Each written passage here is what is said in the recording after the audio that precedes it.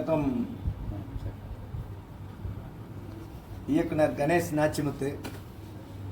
இன்றைய நாளை கொண்டாட வைத்தவர் இன்னைக்கு இவர் தான். மிராஜ் தியேட்டரில் ஈகோ ராமன் சொல்லி நம்ம அமரர் கலைஞர் ரோபோசங்கர் நடித்த படம். அவர் ஒரு காமெடி நடிகர்னு தான் இந்த உலகம் அறிஞ்சிருக்கும். அவர் ஒரு நவரச நடிகருங்கிறத இந்த படத்தின் மூலமாக நிரூபிச்சிருக்காரு. அவரோட அந்த நடிப்பாற்றலை ரொம்ப நுட்பமாக அவருடைய அங்கலாவண்யங்கள் மற்றும் முக குறிகளை அவ்வளவு அழக ஒரு சிறந்த இயக்குனருக்கான தரத்தில் இவர் காட்சிப்படுத்தியிருக்கார். ஈகோ ராமன் கொங்கு நிலவரை சார்ந்த சினிமா, கோயம்புத்தூர் சினிமான்னு சொல்லிக்கலாம். யதார்த்தவாத சினிமா, ரியலிசம் சினிமா என்ன எல்லாரும் சொல்லுவாங்க. யதார்த்தவாத சினிமா, வாழ்க்கையை கலையாக்குற அற்புதத்தை நீங்கள் இந்த படத்தில் சாதிச்சிட்டீங்க. இன்னைக்கு தமிழகத்தினுடைய பிரதான அரசியல் களம் ஒன்று தேசிய இனம் மற்றும் சாதிய ஏற்றத்தாழ்வுகளை எதிர்த்த போராட்டங்கள். இந்த அரசியல் களத்தில் சாதி போராட்டம் தான் ரொம்ப நுட்பமான கீழ்தளத்திலேருந்து மேல்தளம் வரைக்கும் பரவி இருக்கிற ஒரு போராட்டம். இந்த போராட்டம் முடிவுக்கு வந்தால் தான் நம்ம அடுத்த தேசிய இன போராட்டத்துக்கு நகர முடியும். இந்த ரொம்ப நுட்பமான தளத்தில் இயங்குற இந்த சாதிய உள்முரணை மனிதனுக்குள்ள நிலவர பழைய கண்ணோட்டத்திலேருந்து பிறந்த அந்த ஆணவத்தை காரண காரியம் எதுவுமே நீங்க சொல்லல, ஆனா அந்த ஆணவம் இருக்கு. அந்த ஆணவக்காரரா சொல்ல போனா அந்த ஆணவம் ஒரு வகையான மனநோய் என்பதாக அவரோட அங்க அசைவுகள் மூலமா அற்புதமா பதிவு பண்ணிட்டீங்க. இந்த படம் ஈகோ ராமன் என்பது யாருக்குமே கோபம் வராது பாருங்களேன். இந்த படத்தை உயர் சாதிக்காரர்கள், தாழ்ந்த சாதிக்காரர்கள் என்கிற அனைத்து மக்களும் தான் பார்க்க போறாங்க. இது கொண்டாடப்பட போற படம் தான். ஆனா யாருமே இந்த படத்தை மறுக்க போறதில்லை, யாரும் இந்த படத்தை பார்த்து கோபப்பட போறதில்லை. எல்லாருமே தன்னுணர்வு அடைய போறாங்க. எவ்வளவு கேவலமாக இந்த சிந்தனை நம் மூளைக்குள் இருக்கு அப்படிங்கிறத ஒரு மனிதனுடைய அறிவாற்றல் மிக்க மனிதனாக, அவர் சாதாரணமான பலவீனமான பாமர வெறும் நிலவுடைமை சமூகத்தினுடைய பணக்காரன் கிடையாது. அவர் படித்தவர், பட்டம் பெற்றவர், திறமை மிகுந்த ஆசிரியர், மேலும் நல்ல ஆசிரியர், மாணவர்கள் மீது அக்கறை கொண்ட, குழந்தைகளினுடைய எதிர்காலம் குறித்து கனவு காண்கிற, அற்புதமான சமூகத்தை கனவு காண்கிற நல்ல மனிதர். ஆனால் அவருக்குள்ள கொஞ்சம் பிற்போக்குத்தனங்களும் பழமையான கண்ணோட்டம் உள்ள நம்பிக்கைகளும் சாதி மனோபாவமும் அவருக்குள்ளே இருக்கு. இந்த மனோபாவம் அவரை எப்படியான மனிதராக, குரூரமானவராக மாற்றுகிறது அப்படிங்கிறத கத்தி இல்லாம, ரத்தம் இல்லாம, சத்தம் இல்லாம ஒரு சினிமா பண்ணிட்டாரு. சத்தம் கூட இல்லை, கத்தி ரத்தம் இல்லாட்டியும் பரவாயில்ல, ஒரு பயங்கரமான அதிர்வூட்டல் சத்தங்கள் அப்படியெல்லாம் ஒன்றும் இல்லை. அந்த சாதி அவனுக்குள்ள என்ன, அவனோட ஆள் மனசுக்குள்ள என்ன பண்ணுது, அவன் எப்படி மெல்ல மெல்ல குரூரமானவனாக மாறுறான், அவன் எப்படி தன்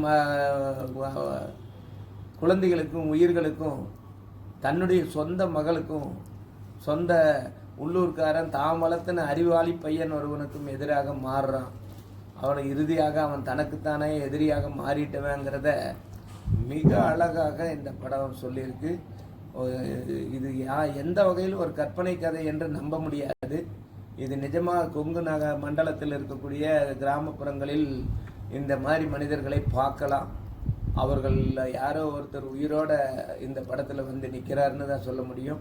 உண்மையில் ரோபோசங்கர் என்கிற அந்த ஒரு மிகச்சிறந்த கலைஞன், ஒரு கலாவேட்கையுள்ள ஒரு மனிதன், அற்புதமான நடிகனாக இந்த படத்தில் பதிவு பண்ணிட்டாரு. வரலாற்றில் ரோபோசங்கர் என்பவர் ஒரு பொழுதுபோக்கு மேடை நாடக கலைஞன் அல்லது நகைச்சுவை கலைஞன் என்பதாக இல்லாமல் அவன் ஒரு நவரச கலைஞனாக இந்த படத்தில் சித்தரிச்சிருக்காங்க. நாயகன் நாயகியை பற்றி தான் பேசணும், ஆனால் கதை நாயகனாக ஈகோ ராமன் வந்துடுறாரு. அதனால் நாம் அவரை தான் கதாநாயகனை போலவே பேசிகிட்டு இருக்கோம். உண்மையில் இந்த படத்தில் அவர் வில்லனாக இருக்கார். ஒரு மிகச்சிறந்த சினிமாவை பார்ப்பதற்கு வாய்ப்பளிச்சிட்டாரு. மிக மெல்லிய காதல், அப்புறம் பொய்மை சூடாத பூச்சி விடாத வண்ண ஆடை அலங்காரங்கள் பெருசாக இல்லாத ஒரு கிராமப்புற எளிய காதல், ஒரு பழைய வாழ்க்கை, செல்ஃபோன் இல்லாத காலம், அந்த வாழ்க்கை, சைக்கிள், மப்பட், யமகா வரைக்கும் வருது காலம். அந்த காலகட்டத்தில் நடக்கிற ஒரு சினிமாவை காலத்தையும் சேர்த்து மிக கவனமாகவே படம் பண்ணிட்டார். முழுக்க கிராமத்தில் எடுக்கப்பட்டிருக்கிறதுனால இயற்கை காட்சிகள் கண்களை குளிரச் செய்து, மெல்லிய இசை, எங்கே அதிர்வு கிடையாது, எந்த வசனத்தையும் மறைக்கிற மாதிரியான இசை கிடையாது, எந்த உணர்ச்சியையும் இசையை கொண்டு கட்டாமல் உணர்ச்சிக்கேற்ற பின்னணி இசையாக மிகச்சிறப்பாக இசை அமைக்கப்பட்டிருக்கு. ஆக இந்த நாள் மிராஜ் தேட்டரில் அந்த படத்தை பார்க்குற வாய்ப்பு அண்ணாரு எனக்கு சொல்லியிருந்தார், படம் ரிலீஸ் ஆகுது வாங்கான்னு. நல்ல வேலையாக நானும் என் மனைவியும் போயிருந்தோம். ஒரு மிகச்சிறந்த அனுபவத்தை கொடுத்துருக்கு. கோவையினுடைய 40 அல்லது 50 ஆண்டுகளுக்கு முந்தைய ஒரு வாழ்க்கையை, அந்த வீடுகள், திண்ணை வீடுகள், வாசற்படி வச்ச வீடுகள், அங்கே கூரைக்கு வெளியே மரத்துக்கு கீழே படுத்து தூங்குற அந்த பழைய வாழ்க்கையை அழகாக காட்சிப்படுத்தியிருக்காரு. ஒரு நல்ல பொழுதுபோக்கு அம்சத்தோடு ஒரு சாதி விழிப்புணர்வை கொடுக்குற, சொல்லப்போனால் இது சாதி கூட குறிப்பாக எங்கேயுமே சொல்லப்படலை, யாருடைய சாதியுமே சொல்லப்படலை. அதனால் சாதி என்ற வார்த்தையை கூட மறுதளிக்கலாம். மனிதனுக்குள்ளே இருக்கக்கூடிய ஒரு அகந்தை, அது உயர்வானவனாகவோ படித்தவனாகவோ மேல் சாதியாகவோ அதிகாரத்துக்கு வந்தாலோ அரசியல் அதிகாரத்துக்கு வந்தாலோ எந்த வகையிலாவது ஒரு அகந்தை வந்தால் அது எப்படி அடுத்த மனிதனுக்கும் அடுத்த உயிர்களுக்கும் எதிராக திரும்புது, அது எப்படி இறுதியில் அவனை அழிச்சொலிக்குது அப்படிங்கிறத மிக உளவியல் ரீதியாகவும் இந்த படம் கட்டமைக்கப்பட்டிருக்கு. ரொம்ப நுட்பமான காட்சிகள், அந்த ரோபோசங்கரை வடிவமைத்திருக்கிற காட்சிகள் ரொம்ப நுட்பமான காட்சிகள். கிளைமாக்ஸ் தான் வியக்கத்தக்க கிளைமாக்ஸு. எந்த வன்முறையும் இல்லை. அவன் தன்னை உணர்றான். ஒடுக்கப்பட்டவன் தன்னைத்தானே உயர்த்தி கொள்வதை தவிர அவனுக்கு வேறு வழியே கிடையாது. அதுதான் அவனுக்கு இறுதி விடுதலையாக இருக்க முடியுமோ வழி, அது வேறொன்றுமே இல்லைங்கிறத ரொம்ப லட்சணமான கதை சொல்லல் மூலமாக, எந்த சதி 2 குழுக்கள்லையுமே கும்பல் மோதல் கிடையாது, கூட்டமாக கத்திட்டு கண்ணை மூடிட்டு ஓடி வர்ற காட்டு மக்கள் கிடையாது.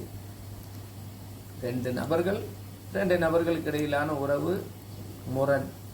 இதில் முரண் நிறைந்த அந்த மனிதனுக்குள்ள இருக்கக்கூடிய மேன்மைகள் பதிவு செய்யப்பட்டிருப்பது தான் இந்த படத்தின் அழகியல. இப்படி தான் படம் எடுக்கணும். ஒருத்தன் 100% குற்றவாளியாக இல்லை, யார் ஒருத்தனும் 100% நல்லவனாக இருக்க வாய்ப்பும் இல்லை. அதில் குலம் நாடி குற்றம் நாடி அவற்றுள் மிகை நாடி மிக்க குழல் என்கிற ஐயன் வள்ளுவனுடைய குரலை ஒரு மனிதன் மீது பாவி அற்புதமான படமாக கொடுத்துருக்காரு. இயக்குனருக்கு வாழ்த்து சொல்லணும். இந்த படத்தை நம்பி தயாரித்த தயாரிப்பாளர்களை கையெடுத்து கும்பிடணும். எல்லாரும் இந்த படம் பாருங்கள், எல்லாரும் பார்க்க வேண்டிய படம்.